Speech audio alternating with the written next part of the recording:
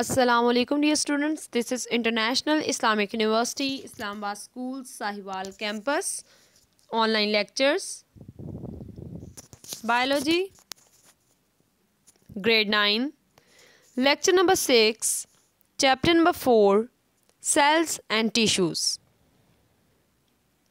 Students, bring your biology books, open them and write date, day properly. Listen to your teacher attentively and mark all the important points said by the teacher on your book. Students, tasks that we are going to discuss in this lecture are endoplasmic reticulum, that is ER, Golgi apparatus, lysosomes, centrioles, and vacuoles. So first we will discuss about endoplasmic reticulum. As we have discussed in our previous lecture that this is basically the transport system in the eukaryotic cells. Endoplasmic reticulum is network of interconnected channels that extend from a cell membrane to the nuclear envelope, and the network exists in two forms. So this is basically explained that कि जो endoplasmic reticulum है वो एक network है channels का जो कि आपस में इंटरकनेक्टेड हैं. अब वो चैनल्स बेसिकली ट्रांसपोर्ट सिस्टम बनाते हैं, एक दूसरे के साथ इनरली कॉन्टेक्टेड हैं, एक दूसरे के साथ इनर कनेक्टेड हैं, यानी एक दूसरे के साथ इंटरलिंक्ड हैं, जुड़े हुए हैं. अब वो चैनल्स जो कि एक ट्रांसपोर्ट सिस्टम बना रहे हैं वो आपस में एक दूसरे के साथ जुड़े हुए हैं और ये कम्प्लीटली एक स्ट्रक्चर बनाते हैं जिसको हम एंडोप्लाज्मिक रेटिकुलम कहते हैं. अब ये स्ट्रक्चर कहाँ से कहाँ एक्सटेंड करता है? It extend from the cell membrane. ये एक सेल की मेम्ब्रेन जो है वहाँ से लेकर एक न्यूक्लियस के न्यूक्लियर इन्वेलप तक एक्सटेंड करता है, यानी कि ये सेल और न्यूक्लियस के दरमियान में as a transport system act करता है endoplasmic reticulum. And the network exist in two form, और इसका जो नेटवर्क है वो दो फॉर्म्स में एग्जिस्ट करता है. The first one is endoplasmic reticulum, that is rough, यानी कि rough endoplasmic reticulum RER, and the second one is smooth endoplasmic reticulum, that is SER. So first we will discuss about the rough endoplasmic reticulum. Rough endoplasmic reticulum is so named because of its rough appearance due to numerous ribosomes that are attached to it. You can see it in this slide and also on the page number 63 of your textbook, figure number 4.15.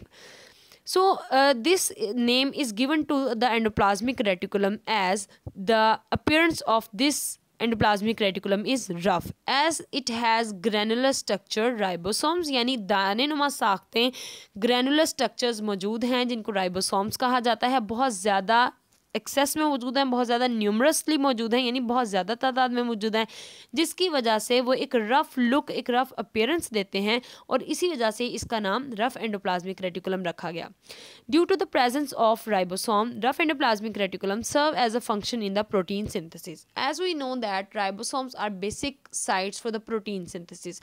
तो जहाँ पर ribosomes मौजूद होंगे तो फिर वो structure भी itself as a site act करेगा for the functioning and for the formation of protein synthesis. So this endoplasmic reticulum is basically the site for the protein synthesis. The next one is smooth endoplasmic reticulum. Smooth endoplasmic reticulum lacks ribosomes, यानी इसमें ribosomes की कमी होती है और इसी वजह से इसकी अपीयरेंस जो है वो समवट स्मूथ होती है, बहुत ज़्यादा रफ नहीं होती, इसीलिए इसको स्मूथ एंडोप्लाज्मिक रेटिकुलम कहा जाता है. And is involve in the lipid metabolism and in the transport of material from one part of the cell to the other. अब यहाँ पर प्रोटीन सिंथेसिस नहीं होती बल्कि यहाँ पर लिपिड मेटाबॉलिज्म होता है, यानी कि जो लिपिड्स ऑफ द सेल है या जो सेल में एंटर हुए हैं लिपिड्स, उनका सारा का सारा मेटाबॉलिज्म, जो भी एनाबॉलिज्म कैटाबॉलिज्म यहाँ पर होना है, तो both the processes the catabolism and anabolism includes in metabolism. So the metabolism of lipid take place in this site of the endoplasmic reticulum and as well as it acts as a transport material between one part of the cell to the other part, यानी cell के एक part से लेके दूसरे part तक ये as a transport material act करता है. And it also detoxifies the harmful chemicals that have entered the cells. और उसके साथ साथ ये डिटॉक्सिफिकेशन का काम भी करता है. डिटॉक्सिफाई करने से मुराद ये है the removal of harmful toxins that entered in the cell, यानी सेल में दाखिल होने वाली तमाम तर जो नुकसानदेह केमिकल्स हैं, जो हार्मफुल सब्सटेंसेस हैं, टॉक्सिन्स हैं, उनको रिमूव करना भी एंडोप्लाज्मिक रेटिकुलम के फंक्शंस में आता है।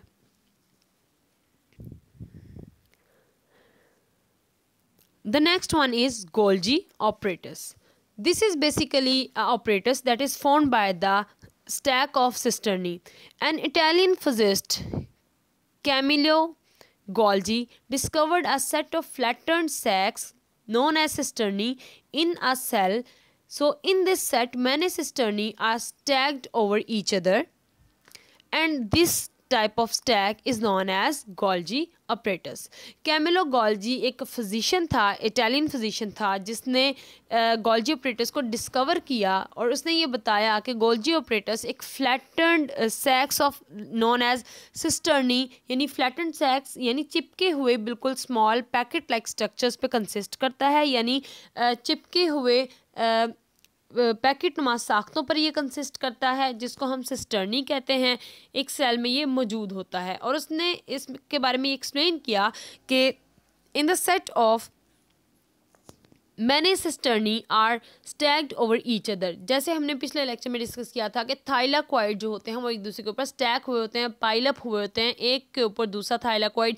जिस तरह हम अगर एक जो कॉइन है उसको दूसरे कॉइन पे रख दें एंड इसी तरह हम बहुत सारे कॉइन्स का एक स्टैक बना लें, तो इसी तरह से थाइलाक्वाइड अरेंज हुए होते हैं। और सेम इसी मैनर में गोल्जी अपरेटस जो है उसके जो सिस्टर्नी है वो स्टैक हुए होते हैं, और इस स्टैक को या इस कंप्लीट सेट ऑफ सिस्टर्नी को हम गोल्जी अपरेटस कहते हैं, यानी कलेक्टिवली इसको हम गोल्जी अपरेटस या गोल्जी कॉम्प्लेक्स कहेंगे। It is found in plants and animal cells, यानी कि ये प्लांट्स और एनिमल दोनों सेल्स में पाया जाता है। Now will discuss about the function of this cell. So what is the function of this cell? It is found in both plants and animal, and it modifies molecule coming from the rough endoplasmic reticulum and pack them into small membrane bound sacs called Golgi vesicles। यानी कि rough endoplasmic reticulum से आने वाले तमाम तर structures को और तमाम तर स्मॉल जो मॉलिक्यूल्स आते हैं उनको ये एक पैकेट की फॉर्म में कन्वर्ट कर देता है। यानी जैसे ही रफ एंडोप्लाज्मिक रेटिकुलम से कोई भी मटेरियल जो है वो in contact with Golgi apparatus आता है, तो गोल्जी अपरेटस से जब वो मूव करता है या उससे गुजरता है तो गोल्जी अपरेटस को उसको स्मॉल पैक्स में कन्वर्ट कर देता है, और वो पैकेट्स बेसिकली मेम्ब्रेन बाउंड हो जाते हैं और उनको हम गोल्जी वेजिकल्स कहते हैं। अब उनको मेम्ब्रेन बाउंड करने का मकसद ये है कि उनको आउट ऑफ द सेल भी मूव करवाया जा सकता है और विद इन द सेल भी रखा जा सकता है। दीज सैक्स और vesicles can be transported to various locations in the cell or to the exterior of the cell in the form of secretions। अब ये जो वेजिकल्स होते हैं जिन्हें हम गोल्जी वेजिकल्स कहते हैं, इनको एज अ वेस्ट मटेरियल भी लिया जाता है। कुछ ऐसे होते हैं जिन्हें आउट ऑफ द सेल या exterior of the cell transport करवाना होता है जो कि सेल के लिए यूज़फुल नहीं है, तो in the form of Golgi vesicle they can be excrete out from the cell. और कुछ ऐसे होते हैं जिन्हें विद इन द सेल रखना है लेकिन वो भी मेम्ब्रेन बाउंड होंगे और उन्हें सेल्स में डिफरेंट लोकेशंस पर लोकेट करवाया जाएगा। You can have a diagram और figure 4.17 the page number 64 of your textbook, that is basically the function of Golgi apparatus। So in this diagram you can see that the vesicles from the rough endoplasmic reticulum come in contact with the Golgi apparatus। The cisternae of the Golgi apparatus function on these vesicles from the rough endoplasmic reticulum, और उसके बाद ये एक secretion में जो है वो change हो जाते हैं, गोल्जी वेजिकल्स जिन्हें कहा जाता है। अगर तो सेल के एक्सटीरियर में ट्रांसफ़र होनी है तो ये एज अ सक्रीशन ट्रांसफ़र होंगी, यानी कि सक्रीशंस बेसिकली क्या हैं, रुतूबतें इन्हें उर्दू में कहा जाता है, या फिर लिक्विड मटेरियल जो है in the form of vesicle जो है वो out of the cell transfer होगा। और अगर उस चीज़ को हमने विद इन द सेल रखना है या सेल का जो फंक्शन है is that to retain within the cell, तो इसे हम इंटरनल यूज़ के लिए एज अ प्रोडक्ट रखेंगे और ये भी मेम्ब्रेन बाउंड होगा। और प्लाज्मा मेम्ब्रेन यहाँ पर दिखाई गई है ब्लू लाइनिंग में, और ये शो किया गया है कि यहाँ से जो प्रोडक्ट फॉर सिक्रीशन है वो मूव आउट हो रही है out of the plasma membrane exterior to the cell. यानी कि दोनों जो हैं आपको पॉइंट्स यहाँ पे एक्सप्लेन किए गए हैं कि अगर विद इन द सेल किसी चीज़ की ज़रूरत है तो उसे विद इन द सेल रखेंगे। लेकिन अगर गोल्जी ऑपरेटर्स ने उसे कम्प्लीटली प्रोसेस कर दिया है उन तमाम तर मटेरियल्स को जो कि रफ एंडोप्लाज्मिक रेटिकुलम से इसकी तरफ आए थे, तो उसमें से जो एक्स्ट्रा या जो वेस्ट मटेरियल है उसको हम जो प्लाज्मा मेम्ब्रेन है उससे मूव आउट करवा देंगे, यानी बाहर निकाल देंगे। So this is basically the topic of the Golgi operators. If you have question, write a note on Golgi operators. You have to write the full topic with its diagram and the functioning of this diagram. You have to explain all this diagram with all its labeling. And if you have a short question about what is Golgi operators, you will write starting from the second line of this paragraph, Golgi operators, that many cisternae stacked over each other and the complete set of cisternae is called as Golgi operators और Golgi complex। तो आप यहाँ तक उसके लिए लिखेंगे। अगर इसके फंक्शनिंग की बात आती है तो उसमें if you have a question that right the function of Golgi operators, तो उसमें आप यहाँ पर जो थर्ड लाइन है उस पर लास्ट वर्ड इट से आप स्टार्ट करेंगे। It modified molecule coming from the rough endoplasmic reticulum से लेकर जो लास्ट लाइन है इस टॉपिक की फॉर्म ऑफ सिक्रीशंस तक, यहाँ तक आप उसकी फंक्शनिंग राइट करेंगे। यानी कि दो क्वेश्चन यहाँ पे बन सकते हैं कि write down the function of Golgi operators and what is Golgi operators और Golgi कॉम्प्लेक्स। तो आप इसको इसकी डायग्राम के साथ एक्सप्लेन करेंगे। The second one is lysosomes. So you have to write down the questions on your book so that whenever you read this topic, you can have an idea about the questions that can be raised from this topic. Now we'll discuss about the lysosomes. Lysosomes are basically the single membrane bound organelles. Lysosomes contain strong digestive enzyme and work for the breakdown or the digestion of food and waste material within the cell. अब lysosome जो है वो single membrane bound organelle है, यानी ऐसी organelle जिसके इर्द गिर्द जो पाई जाने वाली मेम्ब्रेन है वो सिंगल है और लाइसोसोम्स के पास बहुत ही ज़्यादा स्ट्रॉन्ग डाइजेस्टिव एंजाइम्स होते हैं। अब डाइजेस्टिव एंजाइम अगर मौजूद हैं तो इसका मतलब है ये डाइजेशन ऑफ फूड में हेल्प आउट करेंगे, यानी फूड का ब्रेक डाउन बड़े ईजिली हो जाएगा यहाँ पर और तमाम तर जो वेस्ट मटीरियल है उसको विद इन द सेल उसका ब्रेक डाउन किया जा सकता है और वेस्ट मटीरियल को जो है after digestion out of the cell move करवाया जा सकता है। In the mid 12th century Belgian scientist Christian Rene de Duve discovered lysosome, यानी कि क्रिश्चियन रेने डी ड्यूवी ने लाइसोसोम को डिस्कवर किया था और ये काम उसने in the mid of 12th century किया था और ये एक बेल्जियन साइंटिस्ट था जिसने लाइसोसोम को डिस्कवर किया एंड देन उसकी फंक्शनिंग के बारे में डिस्कस किया that what are the function of the lysosome. So the basic function of lysosome is that it contain digestive enzyme and work for the breakdown of digestion of food and the waste material within the cell. So if you have a question that write a note on function of lysosome or write about the function of ribosome, and if you have a question like that what is the function of lysosome, so you will write these lines starting from the second line of the paragraph of lysosome. These are single membrane से लेकर आप within the cell इसकी 5th line तक आप right करेंगे, 5th line के mid तक। तो ये क्वेश्चन इसमें से आप जो है वो राइट कर सकते हैं। During its function, a lysosome fuses with the vacuole that contain the targeted material and its enzymes break down the material. अब यहाँ पर इसके फंक्शन में होता क्या है, लाइसोसोम फ्यूज़ करता है वैक्यूल के साथ और फिर क्या करता है वहाँ पर जो टारगेट मटेरियल होता है उस पे अपना इंजाइमेटिक फंक्शन परफॉर्म करता है और उस मटेरियल को ब्रेक डाउन करता है। You can have this picture on the page number 65, the diagram that is basically the formation and function of lysosome. अब यहाँ पर Golgi ऑपरेटर्स से आने वाली जो तमाम तर जो मेम्ब्रेन बाउंड वेजिकल्स हैं जो Golgi वेजिकल्स के नाम से जिनको जाना जाता है, यहाँ पे उसकी फंक्शनिंग दिखाई गई है। प्राइमरी लाइसोसोम डाइजेस्टिव एंजाइम है, vacuole and the targeted material है, वहाँ पर जाके ये फंक्शन करेगा, फ्यूज़ करेगा वैक्यूल के साथ and then piece of targeted material, यानी उस टारगेटेड मटेरियल को देन क्या करेगा ये ब्रेक डाउन कर देगा। यानी आपको एक कंप्लीट स्ट्रक्चर दिखाया गया है कि लाइसोसोम जो है as a primary lysosome act करेगा, उसमें डाइजेस्टिव एंजाइम भी मौजूद है एंड देन टारगेटेड मटेरियल तक पहुंचेगा, उसके साथ फ्यूज़ करेगा यानी उसके साथ जुड़ेगा या उसके साथ एक मेम्ब्रेन बाउंड स्ट्रक्चर में कंबाइन होगा एंड देन उसकी ब्रेक डाउन करेगा। So this is basically the function of lysosomes. The next one is centrioles. Centrioles are basically the unicellular organism have some hollow and cylindrical organelles known as centrioles, यानी कि यहाँ पर खोखली या खाली हम कह सकते हैं सिलेंड्रिकल लंबी सलाहों की तरह की ऑर्गेनेलीज होती हैं जिनको हम सेंट्यूल्स कहते हैं. Each centriole is made up of 9 triplet of microtubule, यानी कि एक जो सेंट्यूल है वो 9 ट्रिपलेट्स पे कंसिस्ट करता है, यानी कि 3 माइक्रोट्यूब्यूल के 9 स्ट्रक्चर्स मौजूद होंगे, यानी कि एक स्ट्रक्चर जो है वो 3 माइक्रोट्यूब्यूल्स पे कंसिस्ट करेगा और इसी तरह के 9 माइक्रोट्यूब्यूल के स्ट्रक्चर जो हैं वो आपस में कंबाइन होंगे और ये हमारे पास सेंट्यूल्स बना देंगे. You can have this picture on your book page number 65.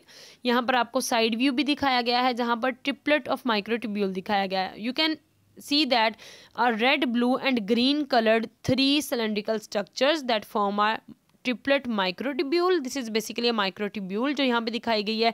Triplet इसलिए कहा जा रहा है क्योंकि 3 माइक्रोट्यूब्यूल्स कंबाइन है. तो इसी तरह का जो ट्रिपलेट है माइक्रोट्यूब्यूल्स का 9 ट्रिपलेट्स कंबाइन करते हैं तो एक सेंट्यूल बनता है. अब ये जो माइक्रोट्यूब्यूल्स हैं ये प्रोटीन की बनी हुई हैं और ये जो प्रोटीन है इसको ट्यूबुलिन प्रोटीन कहा जाता है, यानी कि there are so many types of proteins on the basis of amino acid that are attached in this protein. So this is basically tubulin protein जो कि इन सेंट्यूल की माइक्रोट्यूब्यूल्स को बना रही है. The 2 centrioles are collectively called as centrosome. और जहाँ पर 2 centrioles collectively इकट्ठे होते हैं या 2 centrioles इकट्ठे होते हैं उस पॉइंट को centrosome कहा जाता है. Animal cells have 2 centrioles located near the exterior surface of the nucleus.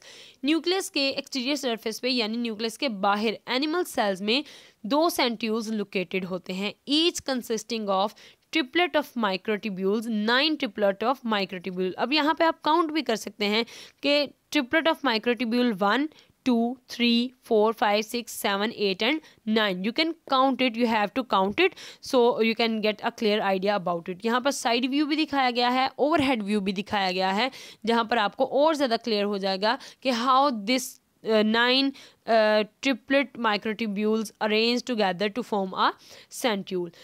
अब अगर हम फंक्शन की बात करें, पहले हमने जितनी भी डिस्कशन की ये इसके स्ट्रक्चर की थी, यानी कि what is the structure of centrioles. If you have a question that what is the structure of centrioles तो आप उसमें अब आप जितनी भी डिटेल हमने डिस्कस की वो राइट करेंगे.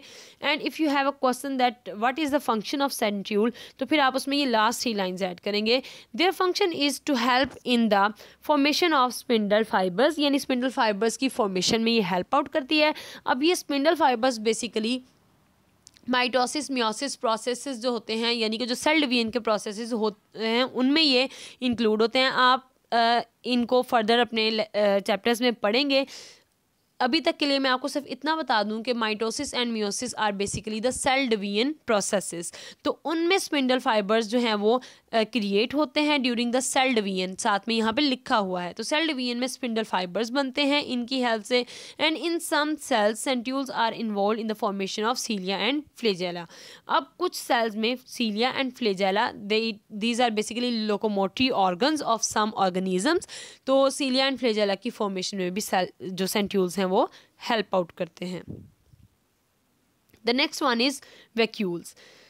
Vacuoles are basically fluid filled single membrane bound organelle. Single membrane bound organelle होती है, फ्लूइड फिल्ड होती है, इसको वैक्यूल कहा जाता है. प्लांट्स में ये सेंटर में मौजूद होती है और बहुत ज़्यादा लार्ज होती है. इसी वजह से प्लांट्स में जो न्यूक्लियस है वो साइड ऑफ द सेल में मौजूद होता है, not in the centre of the cell. So cells have many small vacuoles in their cytoplasm. तो एक सेल में बहुत सारे स्मॉल वैक्यूल्स होते हैं विद इन साइटोप्लाज्म जो कि स्टे करते हैं.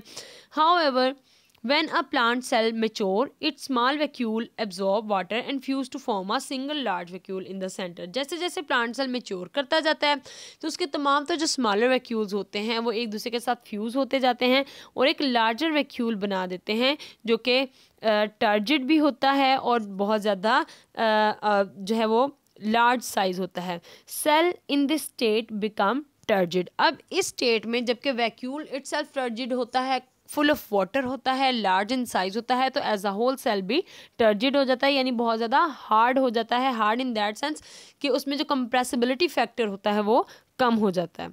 So many cells take in materials from outside in the form of food vacuole and then digest the material within the help of lysosome. अब बहुत सारे सेल जो हैं वो मटेरियल को आउटसाइड ऑफ द सेल से लेते हैं फूड की फॉर्म में, फूड वैक्यूल की फॉर्म में, और उसके बाद उसकी डाइजेशन होती है with the help of lysosome. जैसे हमने पीछे पढ़ा कि लाइसोसोम जो है उसमें बहुत ज़्यादा स्ट्रॉन्ग डाइजेस्टिव एंजाइम होते हैं जिसकी वजह से डाइजेशन बहुत ज़्यादा ईजिली हो जाती है. So some unicellular organism use centrioles vacuoles for the elimination of waste from their bodies. तो बहुत सारे जो यूनिसेलुलर यानी सिंगल सेल्ड ऑर्गेनिज्म होते हैं वो इन कॉन्ट्रैक्टाइल वैक्यूल्स को यूज़ करते हैं. Contractile vacuoles basically having a wave like motion, contract and relaxation type movement होती है, तो इसी वजह से उनको कॉन्ट्रैक्टाइल वैक्यूल्स कहा जाता है. और उसके ज़रिए से वो जो थोड़ी रिलैक्स एंड कॉन्ट्रैक्ट स्टेट होती है या उनकी जो वेव लाइक थोड़ी नेचर होती है उसकी वजह से वो अपने जो वेस्ट प्रोडक्ट है उसको अपनी बॉडी से बड़ी इजीली मूव आउट करवाते हैं. Okay students, now you have some homework. First of all you have to open up your diary, write date, subject and then write down your diary. So you have to learn all these questions. You have to learn all these questions that are discussed in this lecture, and you have to write them on your biology homework notebook. So you have a register of biology, so you have to write all the question answers that are discussed in this lecture on your notebooks. So this is end of the lesson. If you find any difficulty, you can ask us on WhatsApp number. For that you have to mention your name, grade, subject and lecture number so that you can get a positive response. This is end of the lesson. Allah Hafiz.